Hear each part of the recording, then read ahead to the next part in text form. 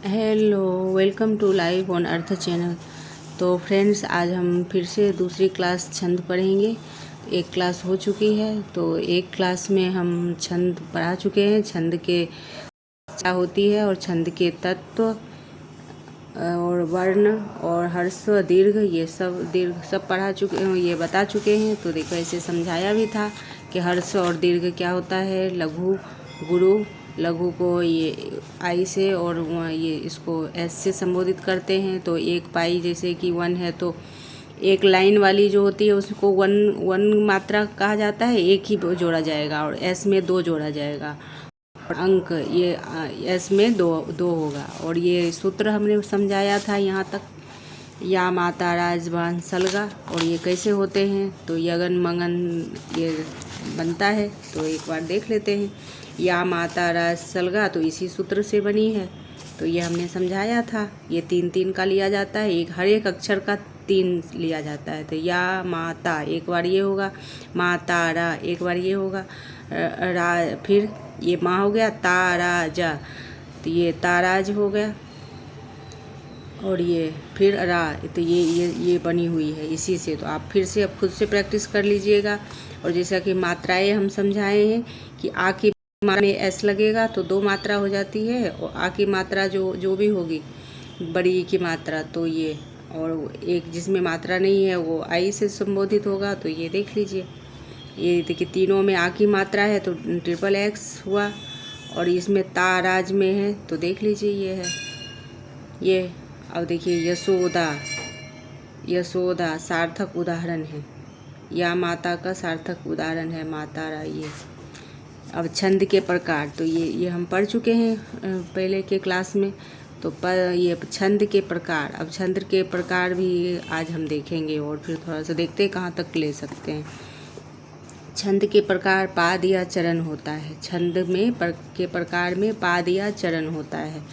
तो ये याद रखना है कि छंद के प्रकार में पाद या चरण होता है। तो एक छंद जितने भागों में बटा होता है उन भागों को पाद या चरण कहते हैं। तो एक छंद जितने भागों में बटा रहता है, एक छंद में 4 चरण होते हैं, और प्रत्येक चरण की एक पंक्ति में लिखा जाता है। तो प्रत्येक चरण की एक पंक्ति में लिखा जाता है। तो फिर है कि कई बार एक पंक्ति में 2 चरण भी लिखे जाते हैं, और पहले और तीसरे चरण विषम तथा दूसरे और चौथे चरण सम चरण कहलाते हैं। तो छप्पे में 6 चरण होते हैं। छप्पे में 6 चरण होते हैं। ये याद रखना है कि छप्पे में एग्जाम में आ जाएगा कि छप्पे में कितने चरण होते हैं। तो 6 इससे याद रखना है। लय होती है, तो लय छंद युक्त रचना होती है में एक विशेष प्रकार की लय होती है, जो लय के कारण ही कविता गय होती है, गय हो जाती है। इसे छंद में संगीतात्मक आ जाता है। यति क्या होगा? यति का अर्थ है विराम चिन्ह। तो फिर यति पहले बता हम चुके हैं कि यति में क्या होगा? विराम चिन्ह। पद में शब्द योजना इस प्रकार से होती है कि कहीं कहीं विराम लेता है, तो इसी विराम को यति कहते हैं। इसको दर्शाने के लिए ये कॉमा जो होता है, चिन्ह लगाया जाता है। चरण के अंत में पूर्ण विराम लगाया जाता है, इसी को यति बोला जाता है। गति क्या होता है? देखिए, गति को पढ़ते समय एक प्रवाह का अनुभव होता है। गति का क्या होता है? पढ़ते समय एक प्रवाह का वही गति होता है, जिसे गति कहते हैं। शब्दों का क्रम बदलने से गति अवरोध होता है। तो फ्रेंड्स, ऐसी छोटी छोटी चीज़ें जो होती है, जो कि बिल्कुल आसान है, और यदि देखे हुए नहीं होते हैं तो वहाँ पे कन्फ्यूजन क्रिएट होता है एग्ज़ाम में। तो इसलिए एक बार देखना ज़रूरी है। वर्ण और मात्रा, तो देखिए, लिखित भाषा का सबसे छोटी इकाई वर्ण है। किसी वर्ण के उच्चारण में जो समय लगता है उसे मात्रा कहते हैं। मात्रा को 2 भागों में बांटा जाता है, तो लघु और गुरु। अब देखिए, वो जो आई और एस बताया ना, पहले को लघु कहा जाता है, दूसरे को एस को गुरु कहा जाता है। तो ये जैसे ये है, तो ये लघु में 1 मात्रा कहा जाएगा और गुरु में 2 मात्रा कहा जाएगा। पहले हम समझ चुके थे। फिर यहाँ देखिए, इसको फिर से उदाहरण से समझाया है। काम, अब देखिए कि इसको किस प्रकार लिखा जाएगा। आ की मात्रा आया तो इसमें एस लग गया, माँ काम। इसमें 3 मात्राएं हुए हैं, तो इसमें गणना किया जाएगा तो क्या होगा, ये 2 + 1, तो ये 2 + 1 हो जाएगा, 3 मात्राएं हो जाएगी। जैसे कि देखिए काम, तो ये S और ये, तो ये 2 और ये +1, तो ये 3 मात्राएं हो गया, 3 मात्राएं। तो इस प्रकार है। फिर ये देखिए, मात्रा की गणना करते समय अगर लिखित नियमों को ध्यान में रखना चाहिए। अ, ई, उ, री को लघु माना जाता है। तो ये जितना है ना अ, ई, इसको लघु माना जाता है, मतलब छोटी मात्रा जो भी है उसको लघु माना जाता है। और लघु में देखिए किसुनी, किसुनी में देखिए ऐसा है, तो किसुनी मात्रा आ गई, तो ये छोटी ई की मात्रा है और नू भी छोटी ऊ की मात्रा है, तो तीनों में एक आया, एक एक आया, तो ये भी 3 हो गया है। तीनों को जोड़ेंगे तो 3 हो जाएगा, क्योंकि इसको आई को 1 से ही जोड़ा, इसका मान 1 ही है। और फिर ये देखिए दूसरा है आ, तो बड़ी की मात्रा होगी, और इसमें पूछा गया था नेट में, ये 2 जून में, 2025 के जून या जनवरी में पूछा गया था। ई, उ, ए, अब देखिए ए भी, ए इससे कन्फ्यूजन होगा कि ये पहला ये वर्ण है, तो इसलिए तो इससे इसमें कन्फ्यूजन होती है, लेकिन नहीं, ये गुरु ही माना जाएगा। ए, ऐ, ओ, औ, तो ए, ऐ, ओ, औ में दोनों सब गुरु ही है। तो नानी, नानी, मामा, ये सब गुरु है, 2 मात्राएं हैं। और गणना में 4 हो जाएंगे, ये भी 4 हो जाएंगे। संयुक्ताक्षर में यदि प्रारंभ वर्ण आधा हो तो उसकी मात्रा गणना की नहीं होती है। तो एस ये है, क्या है, क्या में आप जैसे कि संयुक्ताक्षर है क्या, तो ये पीछे का नहीं लिया जाएगा। ये या है तो इसी का लिया जाएगा, ये इसका नहीं मानना होगा। प्लग में भी देखिए ये आधा प है तो संयुक्ताक्षर है, तो इसमें ये जुड़ जाएगा। ये क्या में भी या में जुड़ गया, ये भी जुड़ गया, या चाहे हटा दो इसको, यही लगेगा। संयुक्ताक्षर में अन्य अक्षर आधा होने पर पहला वर्ण यदि लघु हो तो उसे गुरु मान लिया जाता है। जैसे कि ये भक्त, अब संयुक्त आ गया, इसमें भी संयुक्ताक्षर है। देखिए संयुक्ताक्षर 2 तरह का है, इसमें आधा का है और इसमें डबल का है, तो जुड़ गया है भक्त। तो ये क्या आएगा, भक्त। तो ये भक्त, इसका आगे से है इसमें लगी हुई, पीछे में आधा रहेगा तो वो खत्म हो जाएगा, और यदि आगे लगा रहेगा आधा संयुक्त तो इसमें जुड़ जाएगा। तो भा तो देखिए लघु है, भा तो लघु है, लेकिन ये इधर संयुक्त है, तो इसका संयुक्त एक आधा इसमें आ जाएगा, तो ये गुरु हो जाएगा, तो एस हुआ।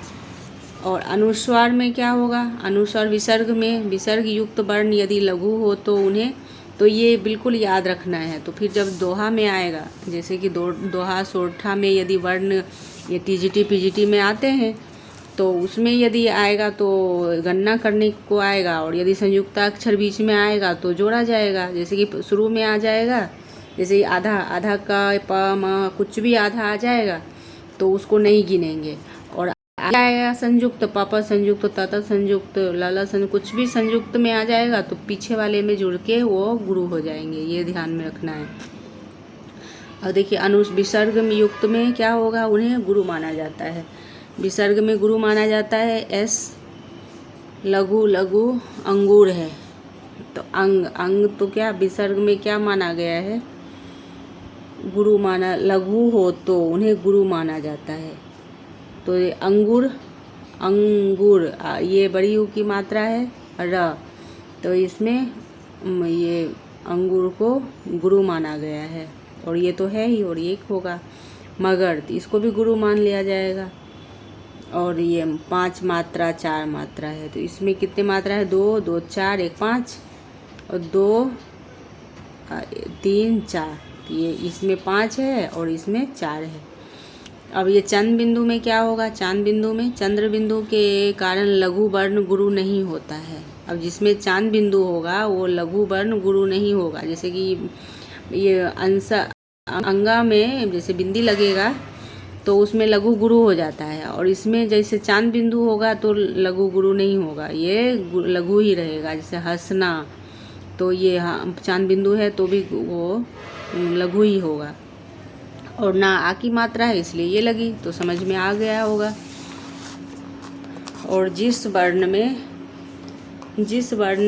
रेफ आधा र लगा हो तो पहला वर्ण लघु होने पर गुरु हो जाता है। जैसा कि कर्म है तो ये पहला वर्ण ये माँ ऊपर लग गया है, तो ये देखिए ये तो लघु कहा जाएगा, सिंपल का है। लेकिन ये माँ ये रा जो है इसमें तो ये लघु हो जाए गुरु हो जाएगा। धर्म, तो ये इसमें इसका आ जाएगा र धर्म, तो ये गुरु हो जाएगा, ये याद रखना है। और जब गणना किया जाएगा तो जैसे कि पीजीटी में डिटेल से पढ़ना होगा, और ये जैसे ये नेट सेट में तो कहीं से कुछ भी थोड़ा सा पूछ दिया जाता है, क्योंकि ये बहुत बड़ा सिलेबस है, तो कहीं से भी कुछ भी उठा के एक दे दिया जाता है। इसके लिए गहन मतलब पूछा जाता है कम, लेकिन कहाँ से क्या पूछा जाएगा ये पता नहीं है। तो हम टीजीटी पीजीटी पढ़ के आए हुए होते हैं, तो इसलिए बेधड़क से ये यहाँ पूछ लिया जाता है कहीं से भी कुछ भी उठा के, क्योंकि नॉलेज के बेस पे है। तो कविता में वर्ण की मात्रा की गणना छंद की दृष्टि से बड़ा महत्व है, इसलिए गणना के नियम निरूपित किए गए हैं। वर्णों के निश्चित क्रम से बनाए गए समूह को गण कहते हैं। 3 वर्णों का समूह गण कहलाता है। छंद शास्त्र में 8 गण स्वीकार किए गए हैं, इन्हें इस सूत्र से समझा जा सकता है। तो फिर देखिए, पहले हम बता चुके थे और सूत्र, और ये फिर से आया, या माता राज भान सलगा, तो ये याद रखना है, इसी सूत्र से आगे बनता है। सूत्र से 8 गण होते हैं, तो या माता राज भान सलगा वही तालिका आया, यगन मगन तगन, और ये मात्राएं हैं, मात्रा है, वर्ण संख्या है, कितना है तो 2 2 4 1 5 है, और वर्ण कितने हैं तो 3 है, यगन वर्ण हुआ 3 है सब में, और ये है। तो सब अब छंदों के भेद पढ़ना है, छंदों के वेद पढ़ना है, फिर आगे और भी है। तो ये सवैया और ये सोठा ये सब पढ़ेंगे एक क्लास में, तो अभी देखते हैं।